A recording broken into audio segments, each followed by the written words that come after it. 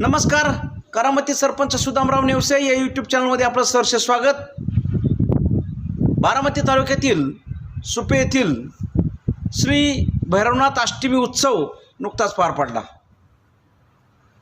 या अष्टमी उत्सवाचं औचित्य साधून उद्योजक असणारे आणि बाबुर्डी सहकारी सोसायटीचे सचिव असणारे प्रमोदजी देव आणि उद्योजक गणेश ननवरे यांनी लेखक, युवा शक्ती, समाज परिवर्तनकार तथा राष्ट्रभूषण पुरस्कार व छत्रपती पुरस्कार विजेते डॉक्टर वसंत हंकारे सर यांच्या व्याख्यानाचं आयोजन आता 2 दिवसापूर्वी करण्यात आलेलं होतं।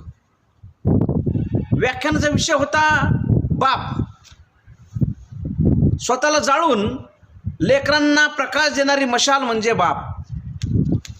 ज्यांच्या जीवनामध्ये बाप आहे, खास त्यांच्यासाठी लहान मुले, युवा, प्रौढ, महिला अशा सर्वांच्या हृदयाला साथ घालणारा हा विषय म्हणजे बाप। एक आगळा वेगळा कार्यक्रम सुपेमध्ये झाला आणि त्याला इतका उत्स्फूर्त प्रतिसाद मिळाला। अहो बघा ना, या कार्यक्रमाचं संपूर्ण सूत्रसंचालन अतिशय उत्कृष्टपणे शहाजी कुंभार सर यांनी केलं। कार्यक्रमाच्या अध्यक्षस्थानी सुपे पोलीस स्टेशनचे उपनिरीक्षक जिग्नेश कोळी सर होते। सरपंच तुषार हिरवे, उपसरपंच शंकर शेंडगे आणि त्यांचे सर्व सहकारी आदी विविध क्षेत्रातील मान्यवर यावेळेस उपस्थित होते। देणाऱ्याने देत जावे, घेणाऱ्याने घेत जावे, घेता घेता एक दिवस देणाराचेच हात घ्यावे।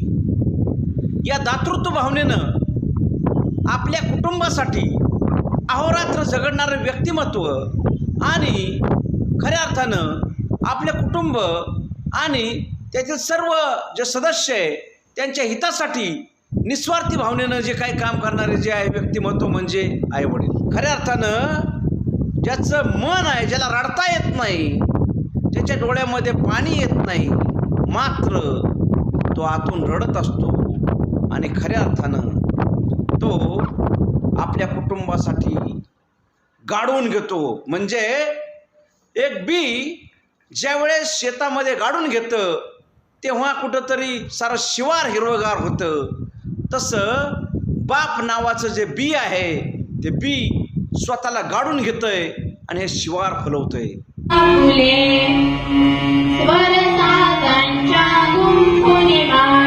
स्वागत करू आपुले या मंगल समय, स्वागत करू आपुले।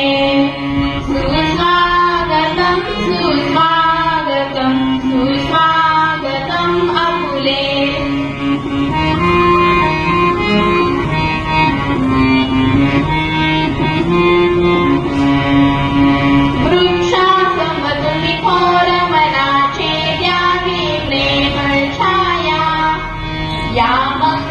समयी स्वागत करू आपुले। सुस्वागतम सुस्वागतम सुस्वागतम आपुले। सुस्वागतम सुस्वागतम सुस्वागतम आपुले। सुस्वागतम सुस्वागतम सुस्वागतम आपुले।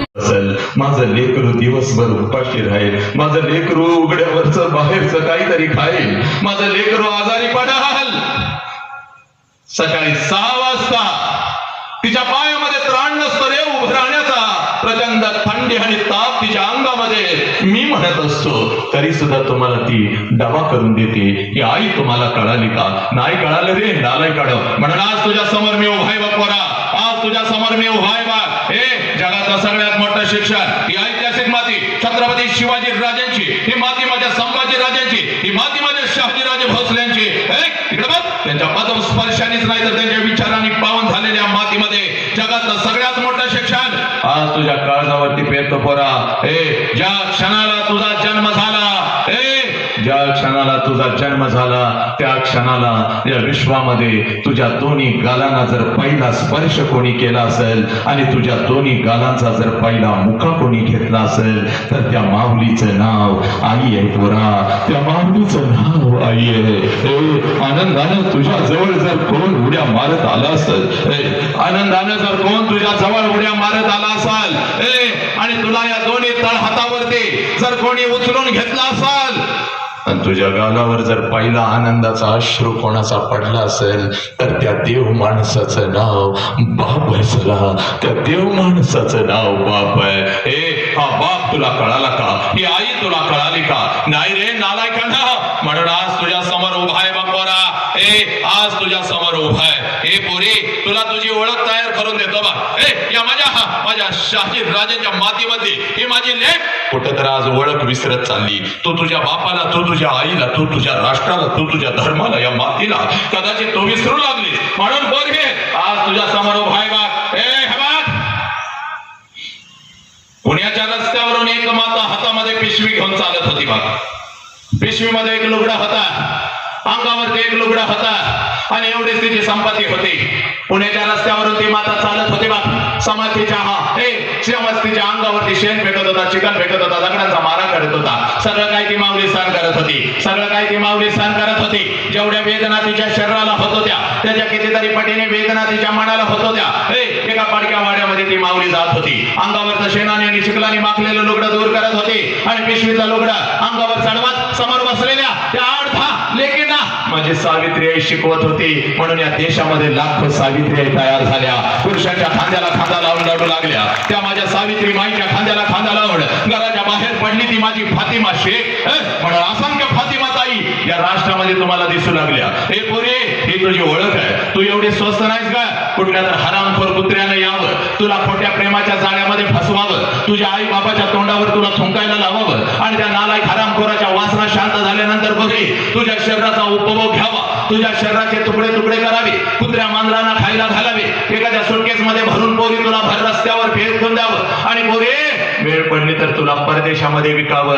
एवढी स्वस्त पोरी तू नाहीस बघ. छत्रपती शिवाजी राजांना जन्म देणारी ती आऊ जिजाऊ म्हणजे तू आहेस पोरी. ती माझी अहिल्या आई, माझी सावित्री माई म्हणजे तू आहेस. तू माझी रमाई आहेस पोरी. ही तुझी खरी ओळख आहे बघ. हे बघ आलं या मातीत तर तुला दुसरी ओळख इतिहासाच्या पानावरची करून देतो. हे बघ 5 लाखाचा सैनिक घेऊन औरंगजेब या स्वराज्यावरती असं नाही. कुठल्या तर पुत्र्याने यावं, तुला खोट्या प्रेमाच्या जाळ्यामध्ये फसवावं, तुझ्या आई बाबाच्या तोंडावर तुला थुंकायला लावावं. हे बरे आजपासून ही तुझी ओळख कधीच विसरायची नाही. सगळ्या आयांना सांगतो पोरगीला 2 मार्क्स कमी पडले तर चालतील पण तिला सांगा ती कोण आहे, कोणाच्या पोटी तिने जन्म घेतलेला आहे. हे पोरा बापाच्या उंची एवढी आपली उंची झाली. हे नालायक हरामखोर बापाच्या उंची एवढी आपली उंची झाली आणि बापाचा चप्पल आपल्याला बसायला लागला म्हणजे बापा एवढ्या वेदना आपण कधीच सहन करू शकत नाही पोरा.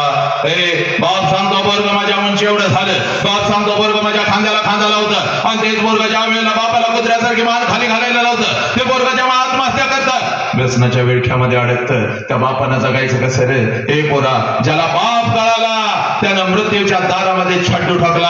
ही माती माझ्या संभाजी राजांची पोरानं. वय वर्ष 32 आहे माझ्या संभाजी राजांचा. संभाजी राजांना कैद झालेले आहे. 39 दिवस संभाजी राजांच्या शरीराचा हाल झालेला आहे. साखळ दंडामध्ये बांधलेले माझे संभाजी राजे. असंख्य जखमा शरीरामध्ये आहेत. प्रत्येक जखमेतून काळं रक्त टप टप टप टप गळत आहे. अमावस्येची ती रात्र आहे. अमावस्येची ती रात्र आहे. मृत्यू समोर उभा आहे आणि औरंगजेब माझ्या संभाजी राजांना म्हणतो संभा संभा हम तुम्हारी जान बख्श देंगे संभा. हमें चाहिए सिर्फ तेरे पिता का स्वराज्य व हमारे चरण में रख. हम तुम्हारी जान बख्श देंगे. त्याला मृत्यूच्या दारात माझे संभाजीराजे औरंगजेबास उत्तर देतात या शरीराचे तुकडे तुकडे केलेस तरी चालतील. हा शिवपुत्र तुझ्या समोर कदापि झुकणार नाही कारण मला माझा बाप कळालेला आहे, मला माझं स्वराज्य कळालेलं आहे. हे पोरांनो हा बाप तुम्हाला कळाला का? हे स्वराज्य तुम्हाला कळालं का? नाही कळालं. माझी सावित्री माई तुम्हाला कळाली का? माझी फातिमा ताई तुम्हाला कळाली का? सरफरोशी की तमन्ना अब हमारे दिल में है, देखना है जोर कितना बाजू एक कातिल में है म्हणत म्हणत हसत फासावरती जाणारा माझा रामप्रसाद बिस्मिल्ला तुम्हाला कळाला का? नाही कळाला पोरांनो. आणि म्हणून आज तुझ्या समोर उभा आहे. इकडे बघ, जास्त वेळ तुझा घेत नाही. गड्याची फक्त 30 मिनिटं पोरा तुझ्या आयुष्याची घेतो. आईला पहिला प्रश्न विचारला असणार, आता आईला दुसरा प्रश्न विचारायचा. आणि त्या आईला दुसरा प्रश्न का विचारायचा? कारण या प्रश्नाच्या तळाला लपलेला आहे पोरा तुझा बाप. आणि म्हणून तुला सांगतोय बघ, या प्रश्नाच्या तळाला लपलेला या राष्ट्राचा अध्यात्म, या प्रश्नाच्या तळाला लपलेला आहे संघर्ष. हे पोरा तुझ्या आनंदी जीवनाची स्वप्न सगळं काही या प्रश्नाच्या तळाला लपलेलं आहे. आणि म्हणून पळत पळत जायचं त्या आईला आज दुसरा प्रश्न विचारायचा. आणि त्या आईला दुसरा प्रश्न का विचारायचा माझ्या पोरा? त्या आईला दुसरा प्रश्न का विचारायचा? त्या आईला दुसरा प्रश्न का विचारायचा? हे बघ, 25 वर्षापूर्वी तिच्या मस्तकी अक्षता पडल्या बघ. तुझ्या बापाबरोबर तिचं लग्न झालं. ज्या क्षणाला तुझ्या आईच्या मस्तकी अक्षता पडल्या, एका क्षणात कशाचाही विचार न करता तिनं तिच्या आईला सोडून दिलं, तिनं तिच्या बापाला सोडून दिलं, तिनं तिच्या भावाला सोडून दिलं, अखंड घरदार गाव सोडून दिलं. आणि कशाचाही विचार न करता तुझ्या बापाबरोबर ती तिच्या सासरी आली, एका अनोळखी ठिकाणी आली. आणि तिथं आल्यानंतर कसं तर एखादच वर्ष ते माऊली स्वतःच्या सुखासाठी जगली. आणि ज्या क्षणाला पोरानं तुमचा जन्म झाला, त्या माऊलीनं स्वतःच्या सुखाला आग लावली. आणि ती माऊली फक्त आणि फक्त आपल्या लेकरांच्या सुखासाठी जगू लागली. त्या माऊलीचं नाव आई आहे पोरा, त्या माऊलीचं नाव आई आहे. आज पळत पळत जायचं बघ, त्या आईच्या नजरेमध्ये नजर घालायची बघ. आणि त्या आईला आज दुसरा प्रश्न विचारायचा. आई या आई, 25 वर्षापूर्वी आई महिन्यातून 4-4 वेळेला तू तुझ्या माहेरी जात होतीस. तुझ्या आईला भेटायला, तुझ्या वडिलांना भेटायला, तुझ्या भावाला भेटायला. या आई, माझं वय 1 वर्षाचं होतं, मला सुद्धा अंग खांद्यावरती खेळवत मला सुद्धा माझ्या आजोळी घेऊन जात होतीस, माझ्या आजीला, माझ्या आजोबांना, माझ्या मामाला भेटवण्यासाठी. पण आई, आता 25 वर्ष उलटून गेली आणि तू आता वर्षातून एकदा सुद्धा तुझ्या माहेरी जात नाहीस का ग आई? का तुला आता तुझ्या आईची आठवण नाही का गे? तुला आता तुझ्या भावाची आठवण नाही का गे? तुला आता तुझ्या बापाची आठवण नाही का गे? पोरांनो, एवढा प्रश्न फक्त तुम्ही तुमच्या माऊलीला विचारा. टच करून तिच्या डोळ्यामध्ये पाणी येईल. हंबरडा फोडल बघती, तुझ्या गळ्यामध्ये पडेल बघती माऊली.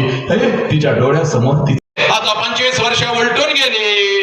आणि आता वर्षातून काय गे, 2-2 वर्षातून एकदा सुद्धा मी माझ्या माहेरी जात नाही बघ पोरी. त्याला कारण आहे बघ पोरी, त्याला कारण आहे. 25 वर्षापूर्वी माझ्या मस्तकी अक्षता पडल्या. तुझ्या बापाचा हात धरून मी सासरी आली बघ. आणि सासरी आल्यानंतर एखादाच महिना मी कसा तर काढला. आणि तुझ्या बापासमोर मी हंबरडा फोडून रडू लागली. अहो ऐकलं का हो, मला माझ्या आईची आठवण येते हो. अहो ऐकलं का, मला माझ्या बापाची आठवण येते हो. अहो ऐकलं का, मला माझ्या भावाची आठवण येते. आई बापाला सोडून असं कधी मी राहिली नाही हो. जाऊ का हो, एकदा डोळे भरून माझ्या आई बापाला मी बघून येऊ का हो? सांगा ना हो, जाऊ का? माझ्या डोळ्यात अश्रूने माझा हंबरडा पाहून तुझा बाप खिशामध्ये हात घालत होता, एसटी पुरता पैसा माझ्या हातावर ठेवत होता. पोरी, आताच हे वैभव, गाडी, बंगला बघू नको. त्यावेळेला एका जुन्या पत्र्याच्या घरामध्ये आम्ही राहत होतो बघ. तुझ्या बापाकडून एसटी पुरता पैसा मी घेत होती बघ. तुझा बाप एसटी पुरता पैसा माझ्या हातावर ठेवत मला म्हणत होता, जा हंबरडा असा फोडू नको, अशी रडू नको, जा जा तुझ्या आई बापाला भेटून ये. पण ऐक, पहिल्यांदा चाललेस म्हणून पाठवतोय बघ. परत परत सारखं सारखं तुला आता जाता येणार नाही बघ. आणि जर जायचं असेल तर कायमच तिकडे जायचं, परत इकडे यायचं नाही. तुला आता कसंही असू दे, इथं सगळं आयुष्य आता इथंच काढायचं आहे बघ.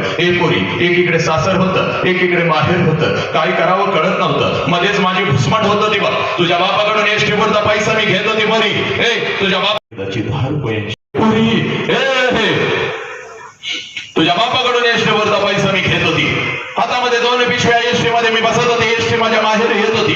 एसटीतून खाली मी उतरत होती. घराच्या दिशेने मी धावत होती. माझ्या नजरेच्या डब्यामध्ये माझं घर यायचं पोरे. घराच्या अगोदर, घराच्या समोर ते अंगण मला दिसायचं. आणि सगळ्यात अगोदर त्या अंगणामध्ये मला माझ्या बापाचं चप्पल दिसायचं पोरी. सगळ्यात अगोदर त्या अंगणामध्ये मला माझ्या बापाचं चप्पल दिसायचं. आणि अंगणामध्ये बापाचं चप्पल दिसलं रे दिसलं की लांबूनच मला कळायचं, माझा बाप घरामध्ये आहे, माझा आबा घरामध्ये आहे. आणि मग अंगणातूनच मी माझ्या अंगणातूनच माझ्या मनामध्ये यायचं माझा बाप घरामध्ये आहे.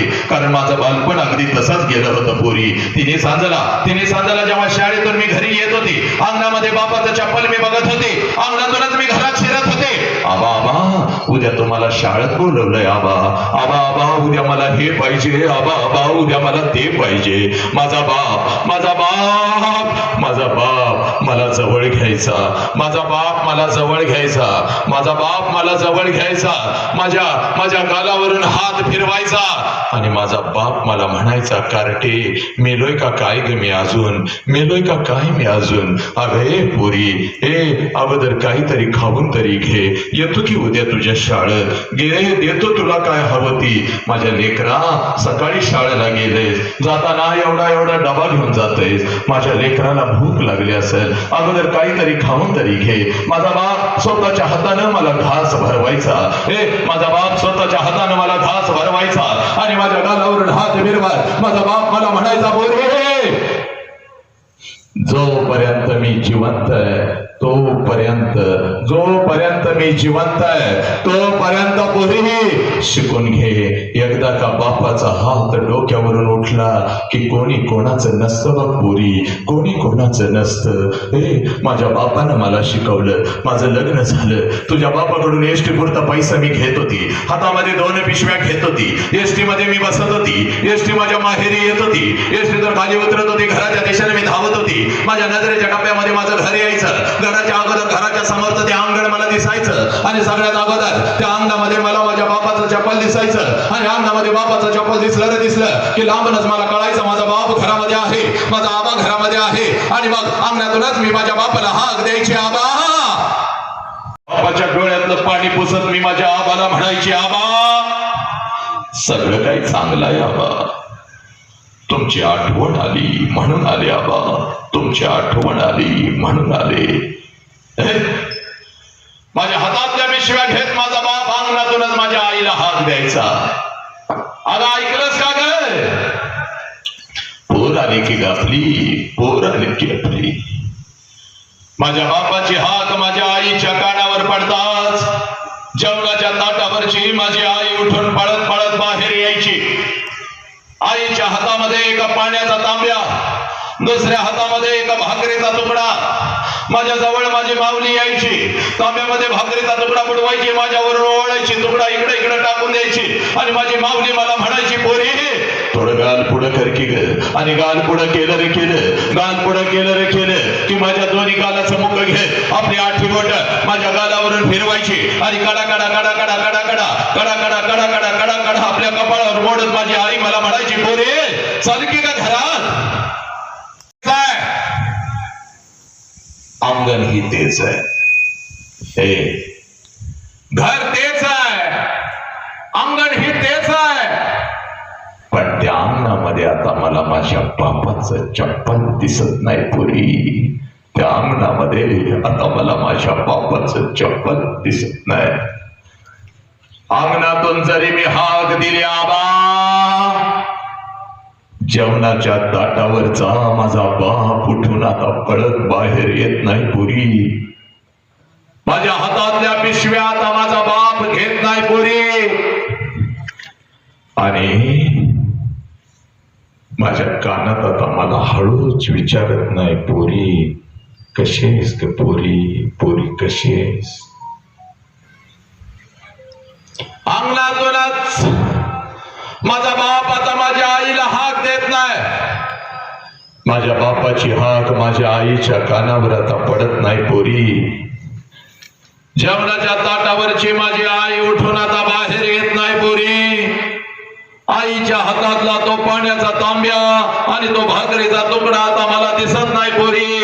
आणि माझ्या दोन्ही गालाचं मुख घेणारी ती माऊली मला आता त्या घरात दिसत नाही पोरी. मला आता त्या घरात दिसत नाही. 2 पावलं उचलून जेव्हा घरामध्ये मी प्रवेश करते ना ग, 2 पावलं उचलून जेव्हा घरामध्ये मी प्रवेश करते, भिंतीवरती मला माझ्या बापाचा फोटो दिसतो आणि काळीज माझं सर्र करत पोरी. काळीज माझ करत. बाप जिवंत असताना बापाला एखादं नवीन चप्पल आणून त्याच्या पायात घातलं असतं तर किती बरं झालं असतं. बाप जिवंत असताना बापाला एखादा नवीन शर्ट आणून त्याच्या अंगामध्ये घातला असता तर किती बरं झालं असतं. बाप जिवंत असताना थोडस तेल या उंजळीमध्ये घेऊन बापाच्या डोक्यावर घातलं असतं तर किती बरं झालं असतं. बाप जिवंत असताना थोडस गरम पाणी करून बापाला आंघोळ घातली असती तर किती बरं झालं असतं. आज छत्रपतींच्या समोर भैरवनाथाची शपथ, जगातलं सगळ्यात मोठं शिक्षण तुझ्या काळजावरती पेरतो आणि मी तर थांबतो. जोपर्यंत आई बापाचा श्वास सुरू आहे नालायक हरामखोर, जोपर्यंत आई बापाचा श्वास सुरू आहे तोपर्यंत आई बापाच्या प्रत्येक श्वासाला जीव लावा. जोपर्यंत आई बापाचा श्वास सुरू आहे आई बापाच्या प्रत्येक श्वासावर प्रेम करा. एकदा का आई बापाचा श्वास निघून गेला, भिंतीवरचा बाप कधीच खाली येऊन आपल्या गालाचं मुख घेत नसतो आणि भिंतीवरची आई कधीच आपल्याला मिठीमध्ये घेत नसती. उद्या डॉक्टर व्हाल, उद्या इंजिनियर व्हाल, उद्या वकील व्हाल, उद्या लाखो आणि करोड रुपये कमवाल आणि ते लाखो आणि करोड रुपये त्या तिरुपतीच्या चरणावर जरी तुम्ही ओतले आणि ते लाखो आणि करोड रुपये ते शिर्डी साईबाबाच्या चरणावर जरी तुम्ही ओतले तर तो शिर्डीचा साईबाबा आणि तो तिरुपती तुझा गेलेला बाप तुला परत नाही आणून देऊ शकणार. म्हणून पोरा तुला सांगतो, तुझ्या आयुष्यामध्ये तुझा एकच देव आहे, ज्या देवाचं नाव साला बाप आहे पोरा. आणि तुझ्या आयुष्यामध्ये तुझी एकच देवी आहे, ज्या देवीचं नाव साला आई आहे. मुके पोटी नाही अण्णांनी मेल्यावरी पिंड झालं. माय बाप केवळ काशी त्याने न जावे तीर्थाशी, पण आम्ही सगळं देवदेव केलं, सगळ्यांना नवस केली, पण घरातला देवासारखा देव आणि देवीसारखी देवी मात्र आम्हाला कळाली नाही. साधा समुद्रा पलीकडे आम्ही गेलो, ज्या आई बापानं आम्हाला शिकवलं त्यांच्या जीवावरती आम्ही करोडो रुपये साधा समुद्रा पलीकडे कमवू लागलो. आणि आई बापाचा श्वास इकडे निघून गेला की हरामखोरानं तिथून फोन करता, जाळून घ्या त्यांना, यायला वेळ नाही. आणि त्याच आई बापाला रस्त्यावर सोडून देता, कुठल्या तर गटारीच्या कडेला तुझा बाप पडलेला असतो, असंख्य जखमा त्याच्या शरीरावर झालेले असतात, कुठल्या तर बेघर घरामध्ये ते राहत असतं बिचारे. हरामखोर. बापाची टाच पोरीनं कधी हातामध्ये घेतली का 100 भेगा पडल्यात बघ तुझ्या बापाच्या टाचला.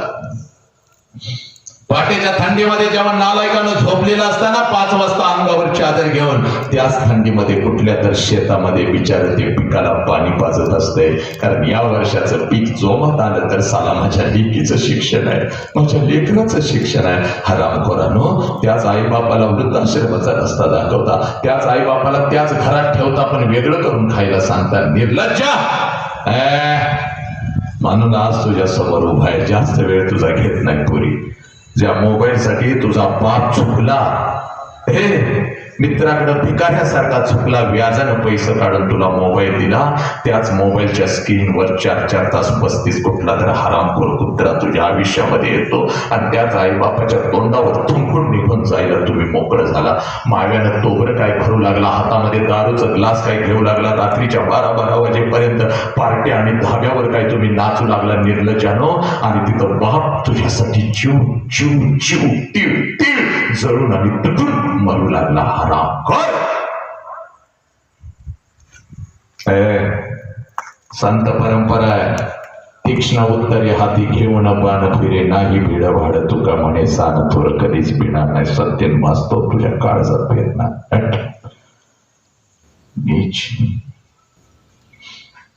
एक काम करायचं बघ, आईला 2 प्रश्न विचारलेस, फक्त घड्याळीचे 8 मिनिटं राहिलेत बघ, पळत पळत जायचं, आज या बापाची वाट बघायची घरात.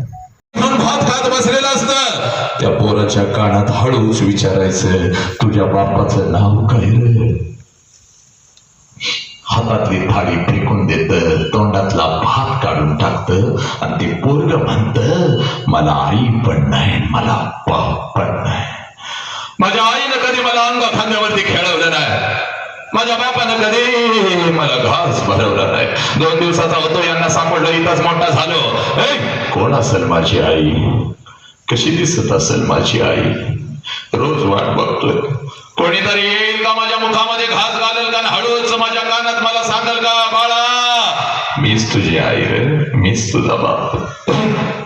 बापाची किंमत त्या पोराला विचारा, ज्याचा बाप त्याला लहानपणी सोडून निघून गेलाय. बाप तुमचा बाप ज्या वेळेला सणासुदी दिवशी तुम्हाला कपड्याच्या दुकानामध्ये घेऊन जातो ना रे नालाय घरामकार, ज्या वेळेला तुमचा बाप तुम्हाला कपड्याच्या दुकानामध्ये घेऊन जातो त्यावेळेला सगळं कपड्याचं दुकान तुम्हाला तुमचं वाटतं, कारण तुमच्या पाठीमागे साला तुमचा बाप उभा आहे. सगळं कपड्याचं दुकान तुम्हाला तुमचं वाटतं. ज्या वस्तूला तुम्ही हात घालाल ती वस्तू तुमची, ज्या कपड्याला तुम्ही हात घालाल तो कपडा तुमचा. एखाद्या महागड्या वस्तूला जरी हात घातला तर बापला पण म्हणतो, दाद्या दीदी आवडल्या का ते वस्तू, चल घे, घेऊ नको, मी आहे ना. अरे मला मिळालं नाही, तुम्हाला मिळालंच पाहिजे. रात्रंदिवस तुमच्यासाठी तर मेहनत करतोय की नाही रे मी. चाल हे बरं, ती महागडी कपडे तुमचे होतात, त्या महागड्या वस्तू तुमच्या होतात.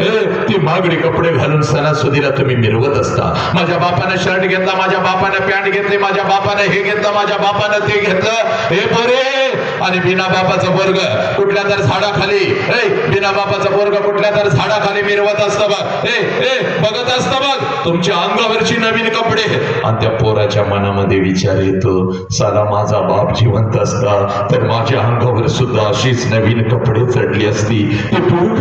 ते पोरग पळत पळत पळत पळत आपल्या घरी जात. तुमच्या अंगावरची नवीन कपडे डोळे भरून आपल्या नजरेत साठवत, घराकडे पळत जात. आईच्या गळ्यामध्ये पडताना हाकडा पडत आपल्या आईला म्हणता, आय ग माझ्या सगळ्या मित्रांच्या अंगावर नवीन कपडे आहे, मला नाही आहे, मला मला. त्यावेळेला बिना बापाच्या पोराला ती माऊली म्हणते, बाळा 2 दिवसानं येणार आहेत, माझं पैसे घेते तुला एखादा शर्ट. पोराला माहित असतं 2 दिवसानं आपल्या आईचं पैसे येणार नाही, आणि आईलाही माहित असतं 2 दिवसानं आपण आपल्या लेकराला शर्ट घेऊन देऊ शकणार नाही. दोघं एकमेकाला मिठी मारून रडत असतात. पोरग बापाच्या आठवणीत, आणि ती माऊली आपल्या कुंकवाच्या आठवणीत. आणि ती माऊली आपल्या लेकराला म्हणते, गप्पी रे गप, रडू नको. बाप गेल्यापासून मी तुझा बाप झाले का नाही सांग, तुला काय कमी पडू दिलंय का? अरे तुझ्यासाठी दुसऱ्याचा कुंकू सुद्धा मी लिहिला नाही. तर माझ्या संभाजीराजाच्या बलिदानासारखं व्यसन करायचं साला. 400 वर्ष होत आली अजून नशा होत ना. कबीरांच्या सेफ परिवर्तनासारखं व्यसन करायचं, रामप्रसाद बिस्मिल्ला सारखं माझ्या व्यसन करायचं, माझ्या 23 वर्षाच्या भगतसिंग सारखं व्यसन करायचं. हात जोडून सांगतोय बघ, फक्त 3च मिनिटं घड्याळाची आहे. तुझ्या बापाची वेदना या बापाच्या पाठीशी का उभं राहायचं नाही. इथं हा बाप बसला, या बापाला बघू नका रे नालायकडं. वसंत अंधारे वसंतराव येणार बाप समजावून फिरताना, असं काय ते बाप सांगणार आहेत, माझ्यापेक्षा वेगळा म्हणून आलेला हा बाप आहे. या बापाला बघू नका. शाळेची फी भरायला येतो तेव्हा त्या बापाला बघू नको. सणासुदीला तुला नवीन कपडे आणून देतो तेव्हा त्या बापाला बघू नको. हे याचं फसवणूक आहे. बापाला जर बघायचं असं ना रे नालायकांना, रात्रीच्या 2 वाजता कधी तर उठायचं बघ. रात्रीच्या 2 वाजता कधी तर उठायचं, जिथं आपला बाप झोपलाय तिथं जायचं, आणि रात्रीच्या अंधारात झोपलेल्या बापाला बघायचं. त्याच्या अंगावरचं बनियन आणि अंडरवेअर 4 ठिकाणी फाटलेली असते साला, पण तुमच्या अंगावर नवीन आणि ब्रँडेड कपडा चढवतो त्या ते माणसाचं नाव साला बाप आहे. बाप देवाच्या पुढं सगळ्या चुका पोटात घेऊन आपल्याला मिठीत घेणारा तो बाप, शेवटच्या श्वासापर्यंत फक्त आपल्या लेकरांच्यासाठी झिजणारा तो बाप, हेच तुम्हाला लागली तर इकडं ऐक करणारा तो बाप. हरामखोर. 2 महिन्याचं घरातलं मांजर कुठं गेलं तर पोरी 4 दिवस रडतीस, आमचं मांजर कुठं गेलं म्हणून. आणि तुझ्या बापानं तर तुला 20 वर्ष तळ हाताच्या फोडासारखं जपलंय. सगळ्या तरण्या पोरांना सांगतोय, ही बापाची व्यथा कळाली पाहिजे. बापानं तुला खांद्यावर घेऊन नाचवलंय ना नालायका म्हातारपणे, आता तू बापाला या मुठीत या तळ हातावर घ्यायचंयस बघ, इथं काळजात ठेवायचंयस. हरामखोरा. तुझ्या बापाची खरी कुस्ती कधी सुरू होते तेवढं 2च मिनिटात सांगतो आणि मी तुला थांबतो बघ पोरी. ज्या क्षणाला तुझं लग्न ठरतं सगळ्या घरामध्ये आनंदी आनंद असतो. चांगलं पाहुणं मिळालं, चांगला जावई मिळाला, चांगलं खानदान मिळालं, पण रात्रीच्या अंधारात तुझा बाप मात्र एकटा रडत असतो. कारण बापाला कडून चुकतं. 20 वर्ष तळहाताच्या फोडासारखं जपलेलं माझं पाखरू काही दिवसात भर करून ओढून निघून जाणार. ऐक, तुझ्या आईच्या डोळ्यामध्ये अश्रू आले तर तुझ्या आईला ते लय ओरडते बघ. का पोरगी समोर सारखी सारखी रडतीस काय? अजिबात रडू नकोस. रोज रोज तिचा चेहरा आता आपल्याला बघायला मिळणार नाही बघ. जेवढे दिवस आपल्या जवळ आहे तिला हसतच ठेवायची, तिला हसतच पाठवायची बघ. पप्पा किती वेळ आमच्यासाठी मेहनत करता, म्हणून माझ्या गालावरून हात फिरवणार माझं लेकरू आता मला रोज या घरात दिसायचं नाही. पप्पा लवकर घराकडे या, मी अजून जेवली नाही बघा. तुम्ही नाही आलात तर मी जेवणार नाही बघा. म्हणून उगाच रुसून बसणार माझं लेकरू आता मला रोज या घरात दिसायचं नाही बघा. पप्पा तुमचं डोकं दाबून देते म्हणून उगाच माझ्या उशाला येऊन बसणार आणि हळूच माझ्या कानात पप्पा उद्या 100 रुपये देता का हो, मैत्रिणीचा वाढदिवस आहे. पण आईला सांगू नका बघा, आई मला लई ओरडती पप्पा. आईला सांगणार असाल तर नको मला तुमचं पैसं असं म्हणून उगाच हट्ट करणार माझं लेकरू मला या घरात आता दिसणार नाही. नवऱ्याची ओळख प्रत्येकाला करून देत आहेस आणि त्या लग्न मंडपामध्ये जेवणाच्या मान ठेवत आहे बघ. आणि तिथं मात्र तुझा बाप हसत हसत फिरत आहे. जेवा जेवा पोटभर जेवा, प्रत्येकाला तू जेवण घालत आहे. हे जेवणवाल्या किती जादा ताट होत्या ठरल्यापेक्षा किती माझं पैसे जाऊ द्या काहीच नाही बघ. हे प्रत्येक जण जेवण करून जिथून गेला पाहिजे आनंदात आणि हसत हसत. हा हा हा हे बरे तुझा बाप पैशाचा पुडका घेऊन त्या लग्न मंडपातून फिरत असतो बघ. इकडे बघा हे बरे पोरांशी तर ते लय हसत हसत बोलत असते. हे माझ्या लेकरांना ताटात काय ठेवायचं नाही, आपल्या दीदीचं लग्न आहे. चला 2 लाडू 2 जिलेबी घरला घेऊन पळा पळा पळा पळा पळा पळा चला. हे पोरी हे बरी बघता बघता 3 वाजतात बघ. सगळा लग्न मंडप मोकळा होतो. पाहुणे रावळे जिकडे तिकडे निघून जातात. जेवणाच्या पंक्ती सगळ्या संपतात बघ पोरी, सगळ्या संपतात. आणि 3 वाजता नवीन आयुष्याची नवीन स्वप्न रंगवत नवऱ्याचा हात धरत जसे लग्नाच्या मौल्यावरून तू खाली येतेस त्या लग्न मंडपामध्ये पहिला हंबरडा तुझ्यासाठी तुझी आई फोडते पोरी. पळत पळत येते तुझ्या गळ्यामध्ये पडते आणि हंबरडा फोडत तुला म्हणते पोरी 20 वर्ष तुझ्या बापाला आणि मी तुला तळ हाताच्या फोडासारखं जपलं आणि आता आम्ही परक्यासारखं इथं उभं राहायचं आणि आमच्या समोरून निघून चाललीस की ग पोरी, आमच्या समोरून निघून चाललीस की ग अगं पोरी. आज घरी कसं जाऊ पोरी, घरच्या भिंती मला खायला आवडतील की ग पोरी. मम्मी मम्मी करत माझ्या मागं लागणार माझं लेकरू माझं पाखरू आज मला घरात दिसायचं नाही की ग पोरी. हे पोरी तुझी आई रडत असे, तुझी मावशी रडत असे, तुझी आजी रडत असे, तुझ्या मैत्रिणी रडत असतात, तुझा भाऊ रडत असतो, लग्न मंडपात उरले सोडलेले सगळे रडत असतात. पण त्या लग्न मंडपात तुझा बाप मात्र हसत हसत फिरत असतो. पळत पळत तिथे येतो, सगळ्यांना रडतो. का रडताय कोणी रडायचं नाही. चला माझ्या दीदीचं लग्न आहे, कोणी रडायचं नाही. चला अजिबात रडायचं नाही. तिला हसत हसत पाठवा. हे बोली तुझा हात धरतो, तुझ्या नवऱ्याचा हात धरतो. लग्न मंडपाच्या बाहेर गाडी सजवलेली असते. गाडीपर्यंत घेऊन येतो, गाडीचा दरवाजा उघडतो. तू म्हणतो गाडीमध्ये टाकतो आणि दरवाजा बंद करत तुझा बाप तुला म्हणतो बोले जा बोली जा जा चल जा, हसत हसत जा, रडायचं नाही बघ. जा मी तुझ्या पाठीशी चल जा, हसत हसत जा, चल जा. सगळ्यात जास्त तर तुझा बाप रडला, फक्त तो तुला दिसला नाही. तुम्हाला फक्त अर्धाच सिनेमा माहिती आहे पुरी. या राष्ट्रातल्या लेकींना कधी कोणी अर्धा सिनेमा दाखवला नाही आणि तुम्ही कधी बघितला नाही. तेवढा दाखवतो आणि 1 मिनिटामध्ये मी इथं थांबतो बघ पुरी. जशी तुझी गाडी लग्न मंडपातून निघून जाते त्या लग्न मंडपामध्ये तुझा बाप पळत पळत येतो बघ. हे लग्न मंडपाला बोलवतो, इकडे ये बाबा, तुझं किती पैसा आजच घे, उद्या माझ्याकडे असतील नसतील बाबा. हे जेवण जेवण काही झाक बनवलं होतं सर बाबा. आणि बोट चाटत चाटत लोक गेली केलं लाडू जिलेबी लाडू जिलेबी घेऊन पोरं पळत होती गेलं. तुझं किती पैसे आजच घे, उद्या माझ्याकडे असतील नसतील. बसतवाल्या आलाय का रे बाबा नो. अरा तुझी कपडे अंगावर चढवून माझं लेकरू काही छान दिसत होतं बाबा. गेलो मला सोडून. तुम्ही आनंदी आहे ना, धन्यवाद तुम्ही आला. हे वजन इकडे अरे बाबा नो. ठरल्याप्रमाणे हे तुमचं पैसे आणि बाबा तुला 5000 ज्यादा देतोय बाबा. लय भारी वाजवत होतास माझं लेकरू निघून जाताना. हे बोरे संध्याकाळी 7 वाजेपर्यंत त्या लग्न मंडपात तुझा बाप तुझ्यासाठी भिकारी होतो पुरी, भिकारी होतो. जेवढं साठवलेलं असतं तेवढं सगळं तुझ्यावर उधळतो. जेवढं कर्ज काढून आणलेलं असतं तेवढं सगळं तुझ्यावर उधळतो आणि संध्याकाळी 9 वाजता पळत पळत घरी जातो. घरातलं तुझ्या वस्तूंचं कपाट उघडतो आणि तुझ्या वस्तूंना पकडून पकडून रात्रभर जो अंथरूण आणि उशिवणी करतो त्या गरीब देव माणसाचं नाव साला बाप रे बाप. उभा असतो जिथं बाप तुझा उभा असतो त्याच्या पाठीमागं 2 फुटावर तुझी आई उभी असती आणि दोघांनी मिळून पोलीस स्टेशनची जमीन अश्रूने भिजवलेली असती. तुझ्या बापाचा सगळा शर्ट भिजलेला असतो, तुझ्या आईचा सगळा पदर भिजलेला असतो. अश्रूने गे नालायक हरामखोर अश्रूने.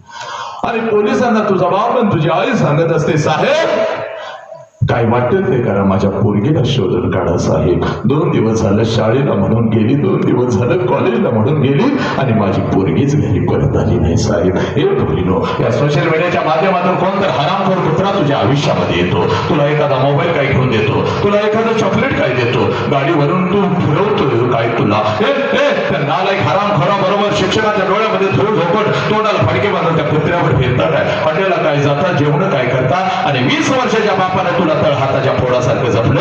त्या आई बाबाच्या तोंडावर पच करून चुकून निघून जाताना तुम्हाला लाज वाटत नाही का? हरामखोर कुठल्या प्रेमाच्या विरोधात नाही बघ. शिवशाहू फुले आंबेडकर चळवळीत काम करते, पण हे प्रेम आहे का? तुझ्यापेक्षा वयानं 10 वर्षानं मोठा साला मावाडा गांजाडा स्वतःची अंडरपॅन्ट घेण्याची ज्याची लायकी नाही हरामखोर कुत्रा तुझ्या आयुष्यात येतो आणि सोन्यासारख्या आई बापाच्या तोंडावर थोडकून निघून चालला. हे प्रेम आहे का? जे प्रेम तुझ्या आई बाबाला पोलीस स्टेशनला उभं करतं हे प्रेम आहे का? जे प्रेम तुझ्या शरीराचा तुकडा करतं हे प्रेम आहे का? जे प्रेम तुला परदेशामध्ये विकतं हे प्रेम आहे का? पोरी, यासाठी माझ्या बाबासाहेबांनी, छत्रपतींनी, माझ्या शाहू महाराजांनी, यासाठी कबीरांनी, यासाठी जगज्योती बसवेश्वरांनी, यासाठी बुद्धांनी, महावीरांनी तुला स्वातंत्र्य दिलं का पोरी? पुन्हा गुलामगिरीमध्ये जावं, तुझ्या शरीराचे तुकडे करून घ्यावेत यासाठी तुला स्वातंत्र्य दिलं का पोरी? आता आलाच एखादा असा लांडगा कुत्रा तर त्याच्या नरड्यावर पाय देऊन स्वतःच्या पायावर उभं राहण्यासाठी तुला स्वातंत्र्य दिलं पोरी. लक्षात घे, कुठल्या गुलामगिरीमध्ये अडकण्यासाठी नाही पोरी. आता हे तुझं शिकण्याचं वय आहे. या वयामध्ये शिकून तू फक्त स्वतःच्या पायावर उभे राहा. तुझ्यासाठी राजकुमारांना उभे करण्याची ताकद तुझ्या बापामध्ये आहे पोरी. तुझ्यासाठी राजकुमारांना उभा करेल. पण कुठला तर कुत्रा तुझ्या आयुष्यामध्ये येतो त्या हरामीसाठी निघून चाललेस नाही नाही पोरी. आणि पोलीस स्टेशनला हजर राहता, पोलिसांचा फोन बापाला जातो, यावं लेख आलेली आहे हो, यावं लेख आलेली आहे. हे बाप पडत तिथे येतो. तुझी आई म्हणते यावं लेकीला घरी घेऊन या, तिच्याशिवाय मी जगू शकत नाही बघा. अगं जे पाहुणं पै कधीच फोन करत नव्हतं सुईसारखं टोचत असतात तुझ्या बापाला. लय नाका पुढे चालत होतास लेख लेख करत. कुठं गेली रे तुझी लेख? अगे नालायक हरामखोरानं अर्धवट ठेचलेल्या सापाप्रमाणे घरात बाप तडपडत असतो, आई तडपड, अन्नाचा कण पोटात नाही, पाण्याचा थेंब पोटात नाही. बाप पोलीस स्टेशनला येतो, तुला म्हणतो दीदी लय गरीब माणसं आहे का, मी लय मेहनत करून तुला शिकवलंय, चांगलं पोरगं बघतो अजून, चल घरी चल. तेव्हा पोलिसांना सांगतेस या माणसाला मी ओळखत नाही म्हणून. हे नालायक खरा, 20 वर्षाच्या बापाला ओळखत नाहीस आणि कुत्रा तुझा झाला, हे तुझं प्रेम आहे नालायक. आणि वर पोलिसांना सांगतेस यांच्यापासून आम्हाला धोका आहे म्हणून आई बापावर केस. अगं ज्यानं तुझ्या आई बापाला कुत्र्यासारखं लाचार केलं तेव्हा तुझा हिरो झाला. शंडाने नामर्द आहे काय रामे? कुठल्या तर लेकीला हात घालायचा साला तिला घेऊन जायचा. दुसऱ्या लेकीला हात घालताना आपल्या घरामध्ये एक बहीण आहे. तुझ्या बहिणीनं तुझ्या बापाला तुला जर लाचार केलं रस्त्यावरती तर नालायकानं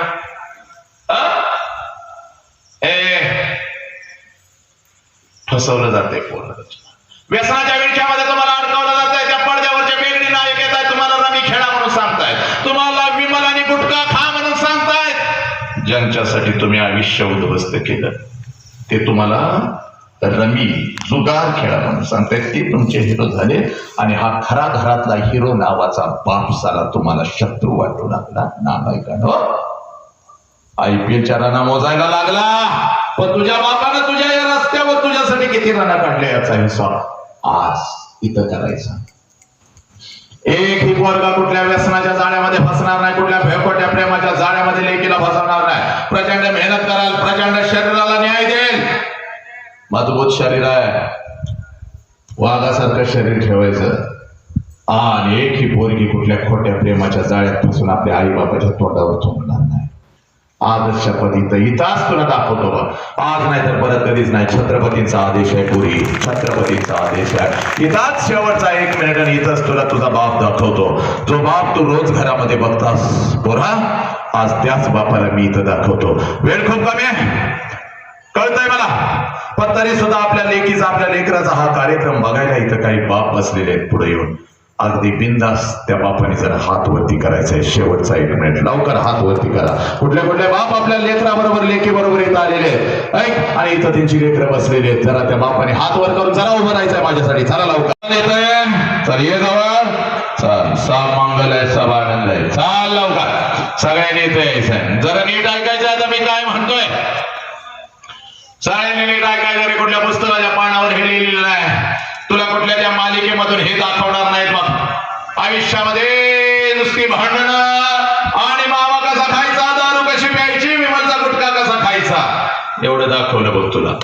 हा, पान परागच्या नावाखाली तुझ्या मुखामध्ये मृत्यू भरायला लागली ती लोक. आई मेल्यानंतर आई बापाला जाळतात. ए नीट ऐका, मेल्यानंतर आई बापाला जाळतात. सुख मेल्यानंतर आई बापाला जाळत नाही. मेल्यानंतर त्याचं फक्त निर्जीव शरीर जाळतात. पण जर तुमच्यामुळे तुमच्या आई बापाला मान खाली घालावी लागली तर जिवंतपणे आई बापाची चिता रोज घरात जळत असते आणि रोज आई बाप मरत असतो आणि त्या चितेला रोज आपण अग्नी देत असतो. रात्रीच्या अंधारात शेताच्या बांधावर जिथं आपला बाप काम करत असतो तिथं आपल्या डोळ्यातला एकही अश्रू न दाखवता आपल्या लेकरांच्यासाठी युगानुयुगे जर कोण रडत आला असेल तर त्या देव माणसाचं नाव साला बाप आहे पुरानो. आणि हा बाप आज तुमच्या समोर उभा आहे. त्या बापाला अगोदर कडकडून मिठी मार पोरी, त्या बापाला अगोदर कडकडून मिठी मार. आज नाही तर परत कधीच नाही पोरी. हा तुझा बाप आहे पोरी, हा तुझा बाप आहे. या बापाच्या डोळ्यातल्या अश्रू खोटे आहेत का मला सांगा पोरीनो. हा रडणारा बाप खोटा आहे का सांग मला पोरी. या बापाची चूक मला कळेल का ग पोरी, या बापाची चूक मला कळेल का. काय या बापाची चूक तुझ्यासाठी हे रात्रीचा दिवस केला ही बापाची चूक आहे का. तुझ्यासाठी रात्रंदिवस उपाशी राहिला ही बापाची चूक आहे का. सगळा समाज म्हणत होता अरे पोरगं व्हायला पाहिजे होता, तेव्हा सगळ्याला सांगत होता अरे माझी लक्ष्मी माझ्या घरी आली. सणासुदीला तुमच्या अंगावर कपडा चढवला तर स्वतः मात्र तसाच राहिला ही या बापाची चूक आहे का. या बापाला पोलीस स्टेशनला उभं करणार का. नालायक हरामखोराला सांगा याच्या आबरूची लागताना कुठल्या तर कुत्र्यासारखे तुम्ही वेशीवर टांगणार का. सांग पोरा तो आत्महत्या करणार का, तो व्यसनाच्या विळख्यामध्ये अडकणार का. हा सोन्यासारखा बाप आणि ही तुझी आई असताना. पोरानं चला बापाच्या पाया पडा, एकदा डोकं टेकवा, चला लवकर. एका डोका पोरी चाल झोप, लोटांगण घाल, लोटांगण घालास. हा तुमचा देव आहे पोरीनो, हा तुमचा पांडुरंग आहे, हा तुमचा विठ्ठल आहे पोरीनो, हा तुमचा बाप आहे पोरीनो. या बापाला कधीच लाचार करू नका, या बापाच्या आबरूची लष्कर कधीच वेशीवरती टांगू नका पोरीनो. हा चला सगळ्यांनी तिथंच बसून घ्या, जरा जागा मिळेल तिथंच बसा जागेवरती.